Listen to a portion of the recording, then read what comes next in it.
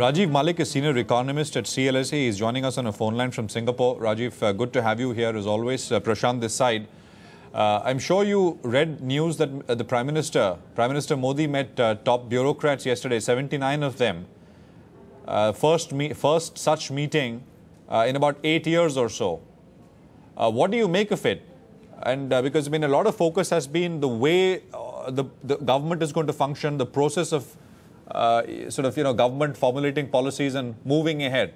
What did you make of it, Rajiv? Well, it's certainly a positive development, almost unheard of in the Indian context. But again, bear in mind, this is one of the things that was clearly expected of Mr. Modi, given his own characteristic approach. Put in context that part of the idiosyncratic slowdown in India had to a large extent to do with the policy paralysis. And the hands-on, result-oriented approach now will obviously pay dividend. It might take a bit of time, but you're literally hitting the ground running, which is actually a very positive thing. This is how things should be, not the way they were a couple of years back. Right. So, in a way, Rajiv, bureaucrats basically are going to be sort of a powerful segment of the executive, as they always were. But the last few years, we saw what was commonly referred to as policy paralysis, right? Bureaucrats fearing that they'd sort of be, booked for irregularities and all those things basically sat on files. So I guess Mr. Modi wants to break that and say, well, I'm behind you, please take decisions. Well, that fear psychosis, whether it was with the bureaucracy or with the private sector, was unwarranted and, should have been avoided at all costs.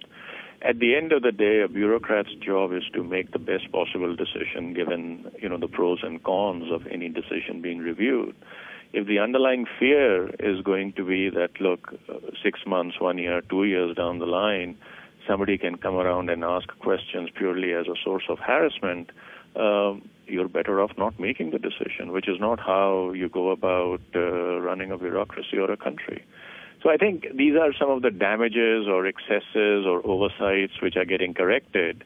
But this should not be surprising in the sense that this is exactly what was so appealing about Mr. Modi, who has a very enviable record as an economic administrator. Right. These kind of things are important to track. The process of government functioning equally important to track as are, essentially underlying structural issues in the economy. I think this will... these are not typical business cycle issues. They have become rather relevant for India, given its idiosyncratic slowdown. Don't forget, over the last 2-3 years, unless you were keeping a close watch on how the whole government machinery, decision-making machinery, was slowing down or coming to a halt, you would have completely missed tracking this slowdown in India's growth. Right. What's your sense? There is a story in the Economic Times, Rajiv, today. It says the government will shun quick fixes in initial years and instead focus on a plan for fiscal consolidation. Later, it would pursue aggressive growth. The headline is Government's 2+3 plan: 2 years repair and then growth. We've been discussing the possibility that what this new government, with the strong mandate it has and what kind of policies it actually pursues, could be slightly or very different from what the usual narrative in the market is. The market has a certain idea of what the government will be like. It will be enterprise friendly. I don't think there is any doubt about that. But there is also, a certain narrative. It'll push growth straight away, free up a lot of things, and that kind of stuff. What is your sense? You think the actual policies that the government implements could be different than what is being commonly assumed? Well, I would answer that slightly differently. India is a very compelling longer-term structural story. It is extremely important that the new government put a pretty firm foundation in place. rather than rush to have a cowboy approach to get growth started as such. I mean, that doesn't mean that no positive steps should be taken. Of course, they should be taken. But I think it's very important that the myopia should not step in, which was exactly one of the falling pitfalls of what happened in recent years, that everything was about a Band-Aid approach and a quick fix. We are tired of those. We don't want those. There has to be a more concerted action of fixing things so that you can have a much smoother, accelerating growth cycle rather than one that gets hiccups every now and then. Right. So what you're saying, Rajiv, is that the focus will be, Mr. Modi's focus will be on the long term, irrespective of what the financial market would want. The financial market would love immediate relief, immediate fixes. But what the government could actually do could be different and more sustainable, but better. Well, I mean, let's appreciate, financial markets always want instant gratification, and I don't think Mr. Modi would be running his policy agenda by looking at where Nifty and Sensex are on a daily basis. In fact, he shouldn't at all. Markets should reflect what the underlying macro situation is going to play out as, among other factors. The macro policy should not be beholden to what markets are doing. I mean, we in the market sometimes perhaps land up creating a larger-than-life setting for it. So I do think part of the upbeat assessment people have is not that all of a sudden in 3 months everything is going to be in the stratosphere, but really that many of the things are going to get fixed for a much longer-term growth momentum. So if I can use Hindi, this is, lambi daud. Right. Okay. Fair enough. So, Rajiv, you've somebody who sort of strongly supported Dr. Rajan, right, and his policy of keeping rates higher for longer. You think there is there will be perfect coordination, not perfect, but there will be coordination, and generally the government will lay off what RBI's policies are. I think there was a very strong, profound statement which Dr. Rajan made overseas in a speech. He said, well, and this is when all that speculation was on, that whether he'd be there or he'd be asked to go, etc., etc. He said, well, I can resign if the government of the day feels like it, but they still can't set monetary policy. What's your view?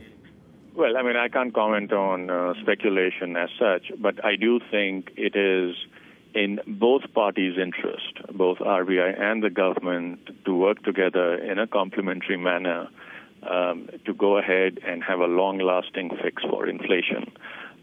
India or any other EM cannot have sustained growth acceleration in a non-inflationary environment unless inflation itself is low and stable. And the operative word is sustainable. You can have a good growth profile for a year, possibly two, and then you will hit a wall, which goes back to the point I was saying earlier that we should stop looking for quick fixes and really get into the trenches and fix the nuts and bolts so that what you have is a long-lasting growth acceleration, which is much smoother without any fits and starts.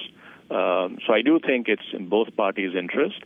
RBI has work cut out for it. Its hands are tied, and the long-lasting solution for inflation is really in government's hand. And most of the indications so far seems to be that they're very much up for the job. The other issue is on fiscal deficit. Do you think without the government being a spender, we can revive demand, Rajiv? And will markets of around the world prohibited governments from overspending, right?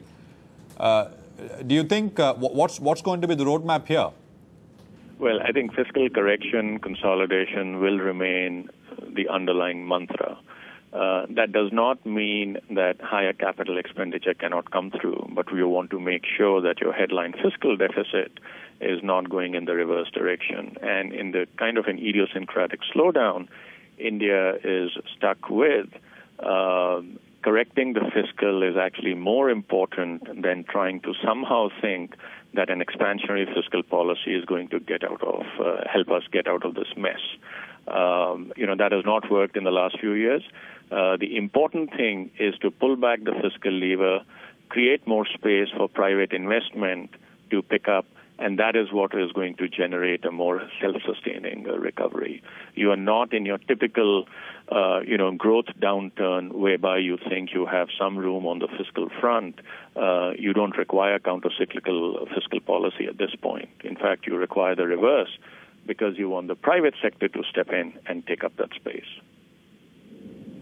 Right. No, but I mean, if you look at the US, you look at India, right? Their public debt to GDP is risen and risen. Here, private debt to equity has sort of risen, right? Public debt to GDP has fallen over the last many years or so. So how do you sort of compare the two? Because you are saying the private sector needs to step up. The comparison is somewhat misplaced. I was talking more in terms of the investment cycle itself. U.S. is coming out of a major financial crisis. It's literally on its knees. India has had a dramatic growth slowdown. But if you look at where interest rates are, and that tells you the nature of the problem each economy is dealing with is dramatically different. Right. Got that. In terms of specific things, say, for example, the land acquisition bill, many in the industry have said it's completely unhelpful and it needs to be changed. It's law now, right? It's not a bill, it's law. It's been taken through the parliament. What do you expect on things like the land bill? The food bill, for example, it's not been rolled out, but it is now law. Rajiv, what's your sense? Well, it remains to be seen how each of these specific details are handled, whether they are streamlined, improved at the edges, etc. But once again, a balancing act will be performed. You cannot ignore one side or the other completely. So what is palatable? Will it be a bit more business-friendly than it was before? Quite possible. The underlying mechanics will have to be seen, but surely you can't have a setting where, the bill itself or the act itself is creating problems as far as acquisitions are concerned. Appreciate it, Rajiv. Thanks very much for coming on. Good talking to you, as always. Rajiv Malik, Senior Economist at CLSA, with his thoughts on the new government and what it could do, what it should do, and, of course, a bit about the underlying macros as well.